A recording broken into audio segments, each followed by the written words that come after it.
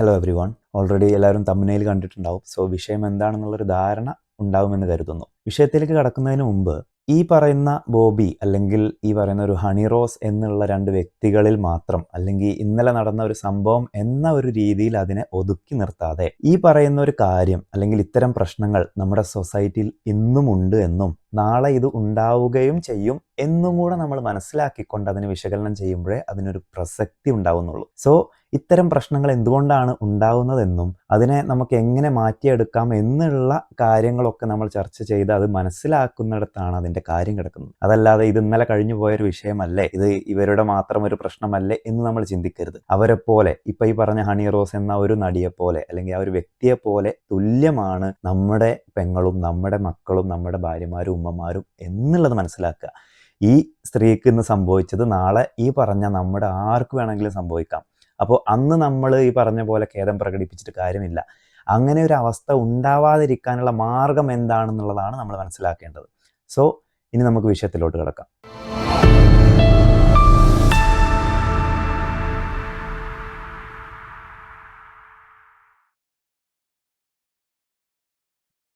അങ്ങനെ ബോച്ചെ എന്ന് വിളിപ്പേരുള്ള ബോബി ചെമ്മണ്ണൂർ എന്ന് പറയുന്ന ആൾ അവസാനം പിടിയിലായിരിക്കുകയാണ്. ഇത് വളരെ സന്തോഷമുള്ളൊരു മൊമെൻ്റ് തന്നെയാണ് എന്നെ സംബന്ധിച്ചിടത്തോളം. അത് എന്തുകൊണ്ടാണെന്ന് വെച്ചാൽ ഈ ബോച്ചയെ പിടിച്ചതുകൊണ്ടോ ഈ ബോച്ചയ്ക്ക് ഭാവിയിൽ വരാൻ പോകുന്ന എന്തെങ്കിലും പ്രശ്നങ്ങളുള്ളത് കൊണ്ടോ അല്ല. നമ്മുടെ ഇന്നത്തെ സൊസൈറ്റിയിൽ പണവും പ്രശസ്തിയും അധികാരവും ഉള്ളവർക്ക് എന്തും പറയാമെന്നും എന്തും വിളിച്ച് പറയാൻ കഴിയുമെന്നും അത് തൻ്റെ പ്രിവിലേജ് ആണ് എന്നും കരുതുന്ന ഒരു വലിയ കൂട്ടം ആളുകളുടെ ഒരു റെപ്രസെൻറ്റേറ്റീവ് മാത്രമാണ് ബോച്ചെ. സോ അത്തരം ആളുകൾക്ക് ഈ പറയുന്ന പോലെ ഇങ്ങനെ ഒരു നടി അല്ലെങ്കിൽ ഇങ്ങനെ ഒരു സ്ത്രീക്ക് ഒരു അനുഭവം ഉണ്ടാവുകയും ആ ദുരനുഭവം ഒരു സിസ്റ്റത്തോട് വന്ന് അവർ കംപ്ലൈൻറ്റ് പറയുകയും ചെയ്യുമ്പോൾ ആ സിസ്റ്റം അതിന് തക്കതായ ആക്ഷൻ എടുക്കും എന്നും കാണിക്കുന്ന ഒരു സൊസൈറ്റിയിലാണ് നമ്മൾ ജീവിക്കുന്നത് എന്ന് തിരിച്ചറിയുമ്പോൾ വലിയ സന്തോഷമാണുള്ളത്. സോ ആ കാര്യത്തിൽ സന്തുഷ്ടനാണെങ്കിൽ പോലും ഇത്തരം കാര്യങ്ങൾ ഇന്നും നമ്മുടെ നാട്ടിൽ നടക്കുന്നു എന്ന് കാണുന്നത് ഇതിനേക്കാൾ സങ്കടകരമായിട്ടുള്ളൊരു വിഷയം കൂടെയാണ്. നമ്മുടെ ആളുകളുടെ ചിന്താരീതി അല്ലെങ്കിൽ നമ്മുടെ നാട്ടിലുള്ള ഈ പറയുന്ന പണമുള്ളവനക്ക് എന്തുമാവാം എന്നുള്ള ഒരു രീതി കാണുമ്പോൾ വളരെയധികം വിഷമമുള്ള കാര്യമാണ്. ഇത് നമ്മൾ ഇന്ന് തന്നെ മാറ്റം വരുത്താൻ നമ്മളിൽ ശ്രമിക്കാൻ തുടങ്ങിയിട്ടില്ലെങ്കിൽ ഇത് ഇങ്ങനെ തുടർന്നുകൊണ്ടേ പോകും. സോ ഇത് നമ്മുടെ ഇന്നത്തെ ഒരു മൊറാലിറ്റിയിൽ നമ്മൾ മാറ്റം വരുത്താനുള്ള ഒരു ഭാഗ്യമായിട്ട് ഇതിനെടുക്കുക. ഇത്തരം പണമുള്ള പ്രശസ്തിയുള്ള അധികാരമുള്ള ആളുകൾക്ക് എന്തും ചെയ്യാൻ കഴിയില്ല എന്നുള്ള എല്ലാ പാവപ്പെട്ടവനായാലും ഏതൊരു സാധാരണക്കാരനായാലും അയാൾക്ക് ഈ പറഞ്ഞ പോലെ ഒരു ലൈംഗികമായിട്ട് അയാൾ ചൂഷണം ചെയ്യപ്പെടുകയോ അല്ലെങ്കിൽ വാക്കുകൊണ്ട് വേദനിപ്പിക്കപ്പെടുകയോ ചെയ്യുമ്പോൾ അതിന് തക്കതായ മറുപടി കൊടുക്കാൻ നമുക്കൊരു സിസ്റ്റം ഉണ്ട് എന്ന് തിരിച്ചറിയുക. സോ എന്നാൽ ഈ സന്തോഷത്തെക്കാൾ മുന്നിൽ നിൽക്കുന്നത് മറ്റൊരു സങ്കടമാണ്. അതെന്തെന്നാൽ നമ്മുടെ നാട്ടിലുള്ള ഈ പുരുഷ മേധാവിത്വ സ്വഭാവമുള്ള ആളുകൾ പണവും പ്രശസ്തിയും ഉണ്ടെങ്കിൽ എന്തും ചെയ്യാമെന്നും എന്തും വിളിച്ച് പറയാമെന്നുമുള്ള ഒരു ചിന്താഗതി ഉണ്ടെങ്കിൽ പോലും ആ ചിന്താഗതിയെ പ്രോത്സാഹിപ്പിക്കുന്ന രീതിയിലുള്ള നമ്മുടെയൊക്കെ ഈ സപ്പോർട്ട് അല്ലെങ്കിൽ ഇത്തരം ആളുകൾ ഇങ്ങനെയൊക്കെ പറയുമ്പോൾ അതൊക്കെ ഒരു തമാശ രീതിയിൽ കാണുകയും അതൊക്കെ ഭയങ്കര ഫണ്ണാണെന്ന് വിചാരിക്കുകയും ചെയ്യുന്ന നമ്മുടെ ചിന്താരീതിയാണ് ഏറ്റവും അവിടെ അപകടകരമായിട്ട് നിൽക്കുന്നത്. അതുള്ളത് കൊണ്ട് തന്നെയാണ് ഇത്തരം ആളുകൾ വളരുന്നതും.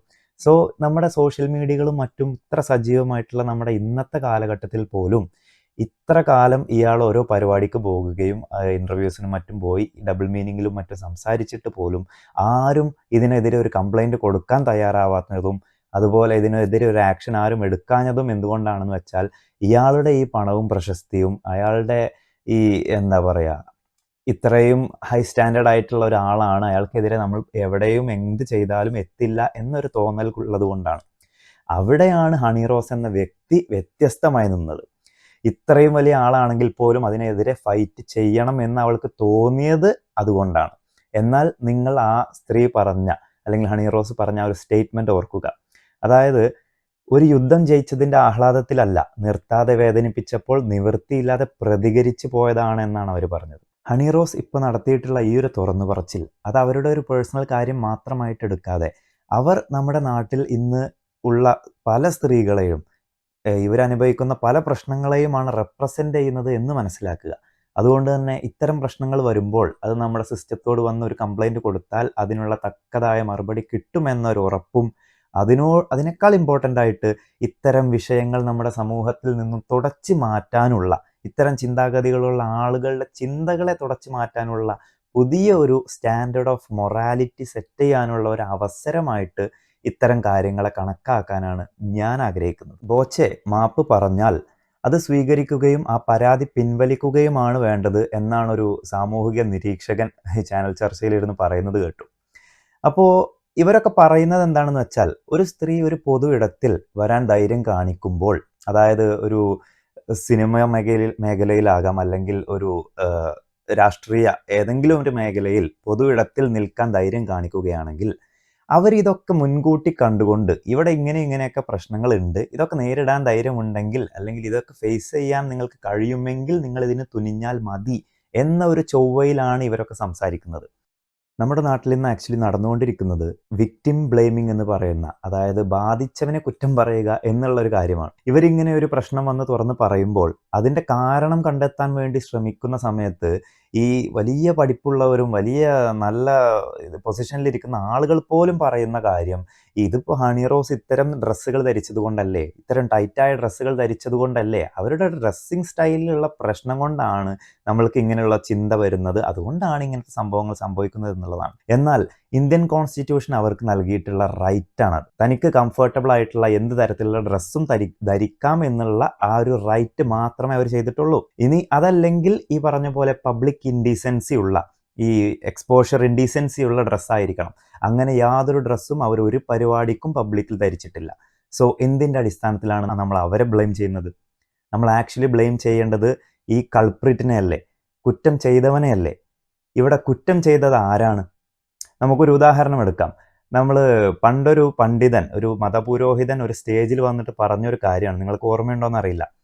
ഈ ഫാസ്റ്റ് ഫുഡൊക്കെ കഴിച്ച് 5 വയസ്സുള്ള ഒരു കുട്ടിയുടെ ശരീര വളർച്ചയൊക്കെ നല്ല വളർന്ന് ആ കുട്ടിയുടെ തൊട കാണുമ്പോൾ, ഈ ട്രൗസറൊക്കെ ഇട്ട് നിൽക്കുന്ന ഒരു 5 വയസ്സുള്ള കുട്ടിയുടെ തൊട കാണുമ്പോൾ അതിന് ഈ പറയുന്ന ആണുങ്ങൾക്ക് ആ കുട്ടിയോട് ലൈംഗികമായിട്ട് എന്തെങ്കിലും തോന്നുകയും ആ കുട്ടിയെ പീഡിപ്പിക്കുകയും ചെയ്യുകയാണെങ്കിൽ അത് ആ ആണിൻ്റെ പ്രശ്നമല്ല. നേരെ മറിച്ച് എന്താണ്, നമ്മൾ അവരെ പൊതിഞ്ഞു മൂടിക്കെട്ടി നല്ല പർദ്ദയും ഇതൊക്കെ ഇട്ട് കൊടുത്തിട്ടാണ് നടക്കുന്നുണ്ടെങ്കിൽ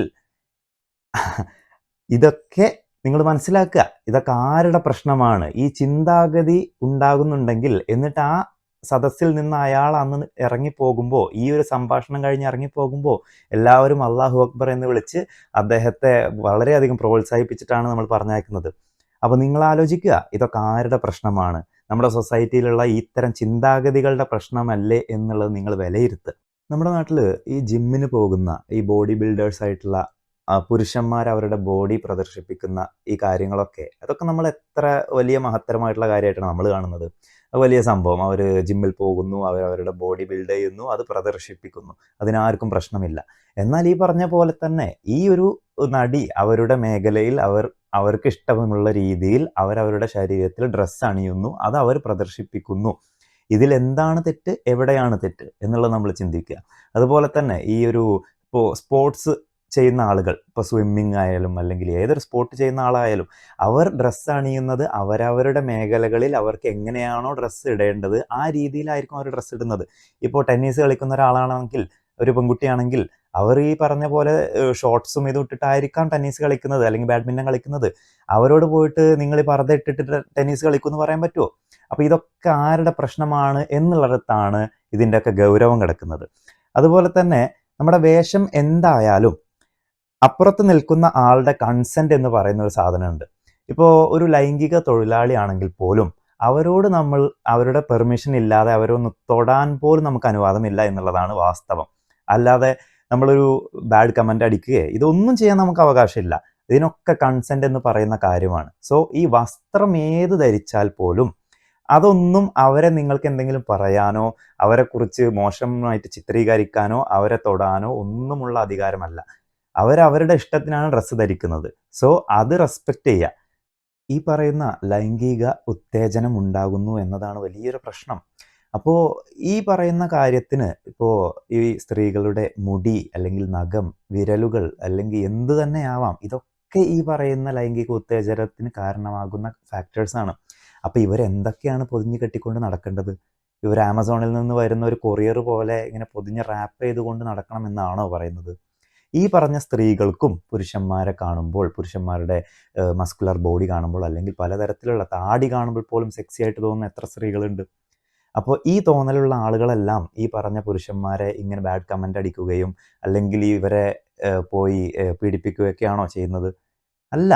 നമ്മളുടെ ഈ പറഞ്ഞ പ്രശ്നങ്ങളൊക്കെ ഈ തോന്നലുള്ള ആളുകളുടെ പ്രശ്നമാണെന്നുള്ളത് മനസ്സിലാക്കുകയും അത് ഇനിയൊരു പ്രശ്നമാണെങ്കിൽ പോലും അത് തന്നിൽ തന്നെ ഒതുക്കി നിർത്താൻ, ആ ഒരു ചിന്തയെ തന്നിൽ തന്നെ ഒതുക്കി നിർത്താൻ പഠിപ്പിക്കുകയുമാണ് നമ്മൾ വേണ്ടത്.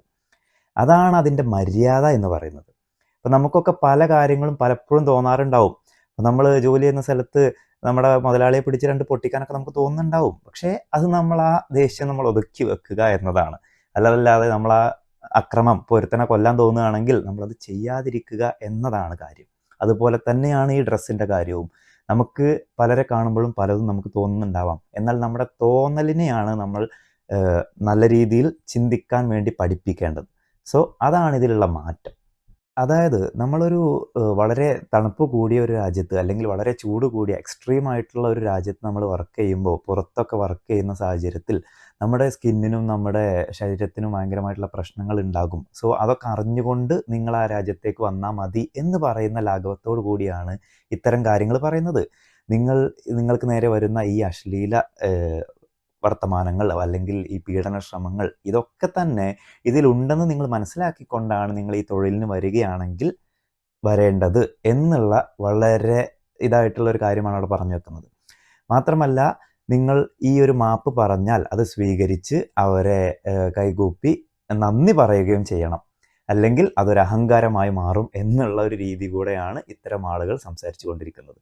സോ ഇതൊന്നും പ്രോത്സാഹിപ്പിക്കാതിരിക്കുക എന്നതാണ് നമുക്ക് ചെയ്യാനുള്ള കാര്യം. ഇതിനു മുമ്പും നമുക്കൊരു ഉദാഹരണമായിട്ട് ബിന്ദു അമ്മിണി എന്ന് പറയുന്ന ഒരു സ്ത്രീയുടെ ഒരു അനുഭവം ഉണ്ടായിട്ടുണ്ട്. അന്ന് നമ്മളുടെ അധികാരികളും മറ്റ് ഈ പറയുന്ന സോഷ്യൽ മീഡിയ ഒന്നും ഇതിനൊരു ആക്ഷൻ എടുക്കുകയോ ഇതിനെക്കുറിച്ച് വലിയ രീതിയിൽ സംസാരിച്ച് കാണുകയോ നമ്മൾ ചെയ്തിട്ടില്ല. സോ ഇത് ഈ ഒരു ഹണി റോസിന് സംഭവിച്ചപ്പോൾ അതിനൊക്കെ സഹായിച്ചത് ഈ ബിന്ദു അമ്മിണി എന്ന് പറയുന്ന ആളെക്കാൾ കൂടുതൽ ശ്രദ്ധ പിടിച്ചു പറ്റാൻ ഇവരെ സഹായിച്ചത് ഈ ഹണി റോസിൻ്റെ സോഷ്യൽ സ്റ്റാറ്റസ് അല്ലെങ്കിൽ ഒരു സെലിബ്രിറ്റി സ്റ്റാറ്റസ് ഉള്ളത് കൊണ്ടായിരിക്കാം. സോ അതില്ലാത്ത ആളുകൾ, സാധാരണക്കാരായ ആളുകൾ പോലും ഇത്തരം അനുഭവങ്ങൾ ഉണ്ടാവുമ്പോൾ അതിന് പ്രതികരിക്കണം. അത് പ്രതികരിച്ചു കഴിഞ്ഞാൽ അവർക്ക് അതിനുള്ള മറുപടി ലഭിക്കുമെന്ന് ഉറപ്പുവരുത്തുന്ന രീതിയിലുള്ള സർക്കാരിൻ്റെ ഭാഗത്തു നിന്നുമുള്ള അനുകൂലമായിട്ടുള്ള കാര്യങ്ങളാണ് ഇപ്പോൾ നമ്മൾ കണ്ടുകൊണ്ടിരിക്കുന്നത്. അത് സന്തോഷമുള്ളൊരു കാര്യം തന്നെ. എന്നാൽ നമ്മൾ ചെയ്യേണ്ടത് ഇത്തരം ചിന്താഗതികളും ഇത്തരം കാര്യങ്ങളും ഇനിയെങ്കിലും നമ്മുടെ സമൂഹത്തിൽ നിന്നും തുടച്ചു നീക്കാൻ എങ്ങനെ നമുക്ക് കാര്യങ്ങൾ ചെയ്യാൻ കഴിയും എന്നതിനെക്കുറിച്ച് ചിന്തിക്കുക, എന്നതിനെക്കുറിച്ചുള്ള സ്റ്റെപ്പുകൾ എടുത്തു വെക്കുക എന്നതാണ്. സോ ഏതൊരു കൊമ്പത്തിരിക്കുന്ന ഒരാളായാലും ഇനി ഏതൊരു താഴ്ന്ന ചില്ലയിലുള്ളവനായാലും ആർക്കും മറ്റൊരു വ്യക്തിയുടെ വ്യക്തി സ്വാതന്ത്ര്യത്തിൽ കയറി കൈ കടത്താനുള്ള സ്വാതന്ത്ര്യമില്ല എന്നുള്ളത് മനസ്സിലാക്കുക. നമ്മൾ എത്ര വലിയവനാണെന്ന് പറഞ്ഞാലും മറ്റൊരാൾ ഒരു സ്വതന്ത്രനായ വ്യക്തിയാണെന്ന് നമ്മൾ മനസ്സിലാക്കുമ്പോൾ അവൻ്റെ അനുവാദമില്ലാതെ അവനെക്കുറിച്ച് ഇത്തരം കാര്യങ്ങൾ പറയാനോ പ്രവർത്തിക്കാനോ നമുക്ക് അനുവാദമില്ല എന്നുള്ളത് മനസ്സിലാക്കുക. ബോച്ചെ ഇന്നല്ലെങ്കിൽ നാളെ ഈ പ്രശ്നങ്ങളൊക്കെ തീർത്ത് പുള്ളി പുറത്തു വരും. എന്നാൽ ഇനിയെങ്കിലും ഇത്തരം കാര്യങ്ങൾ ചെയ്യുന്നതിന് മുമ്പ് പുള്ളി ഒന്ന് ചിന്തിക്കും. അതാണ് ഇതിലൊക്കെ കാര്യം. ഞാൻ നേരത്തെ പറഞ്ഞല്ലോ, നമ്മളൊരു സ്റ്റാൻഡേർഡ് ഓഫ് മൊറാലിറ്റി ഉണ്ടാക്കിയെടുക്കാനാണ് ഇതിലൊക്കെ ശ്രമിക്കുന്നത്. നമുക്ക് ഇത്തരം കാര്യങ്ങൾ അതിനെ സഹായിക്കുന്നു എന്ന് മാത്രം. സോ ഹണി റോസ് ഈ ചെയ്ത ഒരു കാര്യം സഹിക്കാൻ കഴിയുന്ന പരിധി വരെ സഹിച്ചു. എന്നിട്ടും ഇത്തരം ഉപദ്രവങ്ങൾ ഉണ്ടായപ്പോൾ അവർ കൊണ്ടുപോയി കേസ് കൊടുത്തു. അഭിനന്ദനങ്ങൾ.